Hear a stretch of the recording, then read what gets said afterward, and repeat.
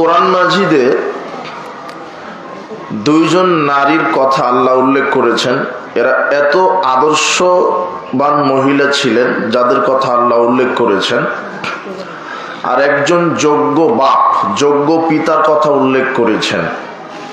মানে এই তিনজন ব্যক্তিকে এত ভালো লেগেছে আল্লাহর, যে আল্লাহ সুবহানাহু ওয়া তাআলা তিনজন ব্যক্তির কথা নকল করে তিনি বলছেন। তার দুজন মহিলা আর একজন হলো পুরুষ। দুজন মহিলার একজন হচ্ছে ফেরাউনের স্ত্রী আসিয়া আর ইমরানের মেয়ে মারিয়াম,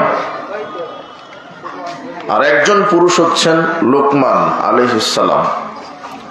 এদের কথা আল্লাহর কাছে এত ভালো লেগেছে, এদের আদর্শ, এদের চলাফেরা, যে আল্লাহ সুবহানাহু ওয়া তাআলা মুমিন নারী পুরুষের জন্য আদর্শ স্বরূপ পেশ করেছেন।